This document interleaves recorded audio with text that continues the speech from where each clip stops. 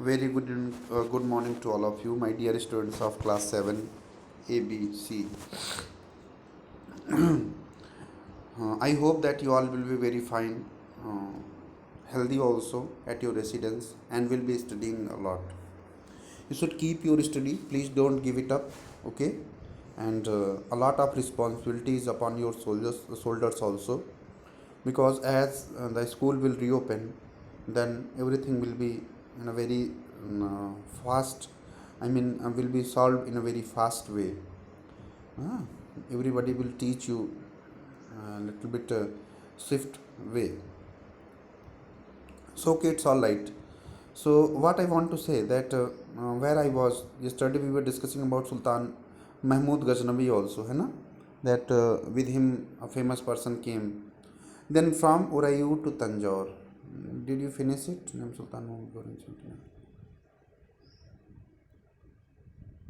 Okay, I think you have to start from here. Page number 21, last paragraph, page number 21. Other kings who engaged in warfare included the Chahmans, later known as Chauhans, who ruled over the region around Delhi and Ajmer. They attempted to expand their control to the west and the east, where they were opposed by Chalukyas on east and Gahdwals of the western Uttar Pradesh. The well-known Chahmana ruler was Prithviraj III, who was defeated an Afghan ruler named Sultan Muhammad Ghori in 1191, but lost to him very next year in 1192. So we have finished it yesterday. We have to start from where? From Urayur to Tanjore. From Urayur to Tanjore. Okay. So now Urayur and Tanjore, these both are the places of Karnataka state. Okay. How did the Cholas rise to power? How did the Cholas rise to power? A minor chiefly family known as Mutayyar held power in the Kaveri Delta. Now these are some little bit technical aspect. You just try to understand it just like a story. Okay? A minor chiefly family known as Mutayyar Mutarayyar Mutayyar held power in Kaveri Delta. They were subordinate to the Pallavas kings of Kanchipuram. Okay, Vijayalaya, who belonged to the ancient chief family of Chola dynasty from Urayur, captured the delta from Mutayyar in the middle of the 9th century. He built the town of Tanjore and a temple for goddess Nishumbhu, what is Nishumbhasudni there. Now these are some technical aspects I'll have to make you understand.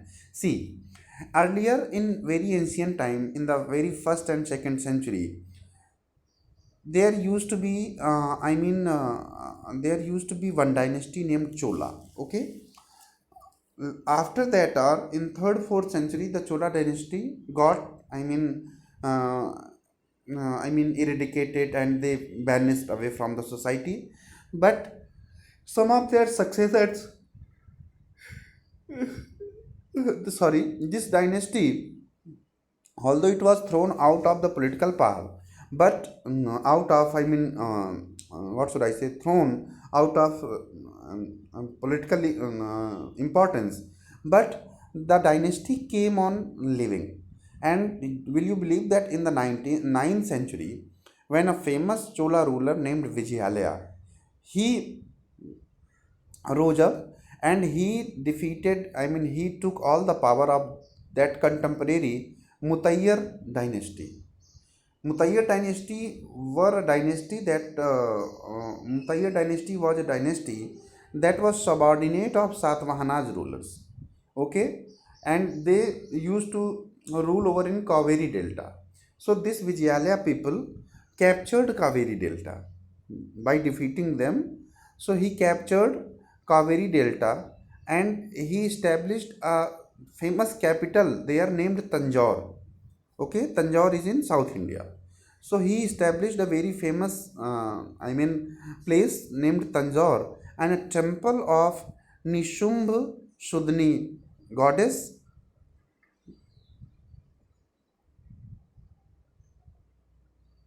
Nishumbh Shudni goddess there. Okay.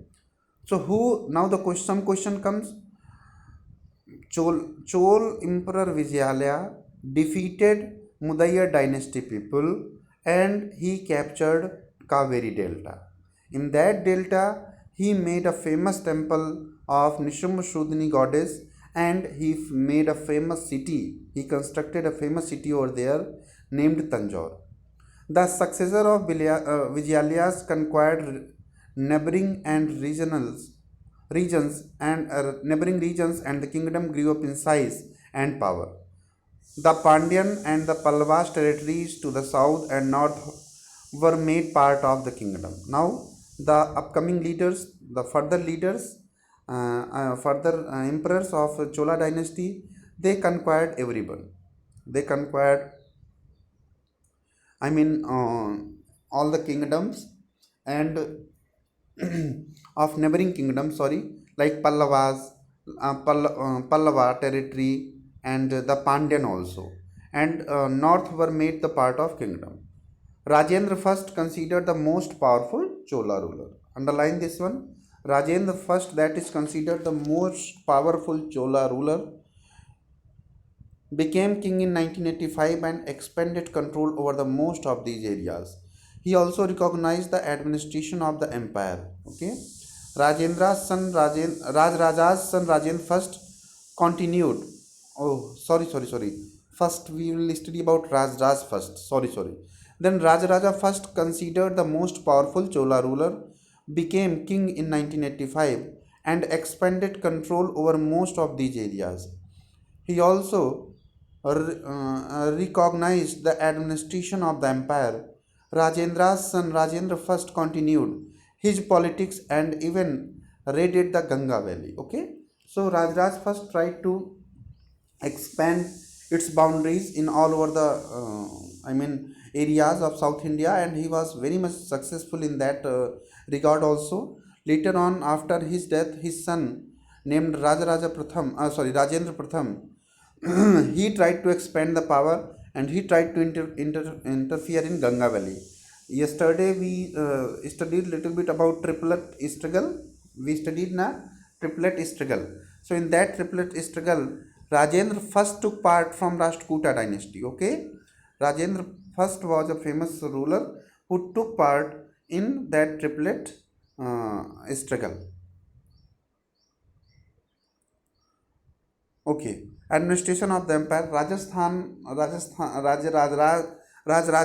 Rajan first continued his politics and even uh, raided the Ganga Valley.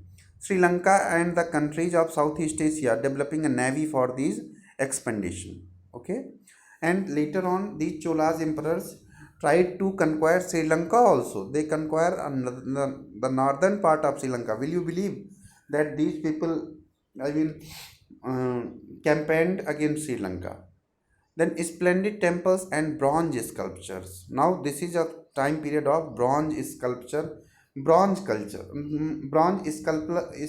culture. Okay, you know bronze is a mixed metal. Okay, that in other we what we call, uh, there is a particular word in science also. Okay, this is a mixed metal bronze. Okay, the big temples of Tanjore and Gangkot Cholpuram, built by Rajendra and Rajendra, are architectural and sculptural,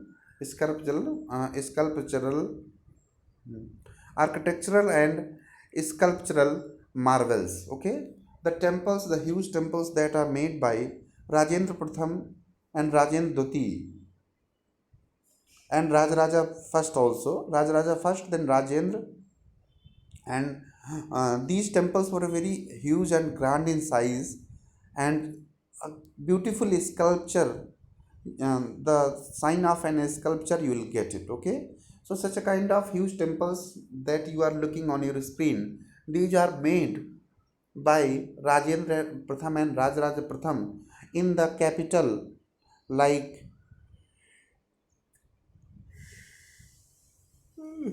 like Tanjore and Gangakot Cholpuram.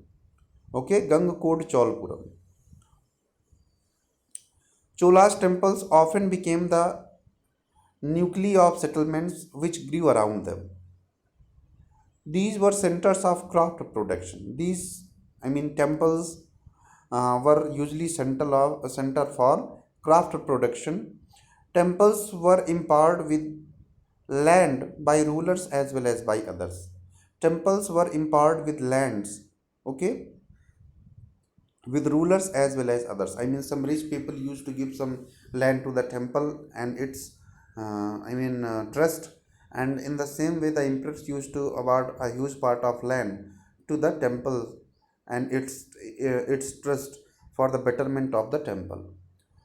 The produce uh, by others. The produce of this land went into maintaining all the specialists who worked at the temple and very often lived near it. Okay, priests, garland makers, cooks, sweepers, musicians, dancers, etc. These kind of people used to settle around the temples, and among them the famous peoples were priests, garland makers, cooks, sweepers, musicians, and dancers, etc. In other words, temples were not only place of worship; they were the hub of economic, social, and cultural life as well. Okay. Now, if we can understand that temples were not only a place of worship as modern time it is considered, but they were the hub of economic, social, and cultural life as well. The temples and Gangkot notice the way in the which the roof tappers also look at the elaborate stone sculpture used to decorate the outer walls. Now, this type of sculpture style is called Dravidian sculpture style, and this is the Dravidian style of temple making, and a very specific style that on the upper side you can understand that the roof tempers are there. Okay, and in the lower side also a specific art, a specific sculpture, what should I say, style you will find over there. Okay, on the walls also. So we are studying all these things. Amongst the craft associated with temples, the making of bronze images was the most distinctive. Okay, one of the most important craft that was developed in temples was bronze images. Okay, Chola's bronze images are considered amongst the finest in the world. Underline this point. The bronze images of Chola dynasty are considered the best bronze images in the world, which most images were of deities. Sometimes images were made of devotees as well. Okay, most of the images were of some deities, but sometimes images were made of devotees as well. Agriculture and irrigation. Many of the achievements of the Cholas were made of possible through new developments in agriculture. Okay. Look at map 2 again. Notice the river Kaveri branches off into several small channels before. Okay, leave it. I will teach you tomorrow. Okay, that is sufficient for you today. What you have to do? You have to first you have what you have to do first you please submit your first chapter exercise. I know still today's very few students have submitted the homework of first chapter, exercise of first chapter. So what is your homework? First homework is to submit your exercise of first chapter, please, soon. Submit your exercise of first chapter soon. And what is your second homework? Draw two map of India. One map is available on page number 2. One map is available on page number 16, first page of chapter number 2. Draw this map. Draw this map and show it to me. And second map, that is on the below side, this is on page number 22. Page number 22, second map is there. Please draw this map on your copy and show it to me. This is your homework. You have to draw two maps. One map that is on page number 16, on the very first page of chapter number 2nd. Draw that map and show it to me.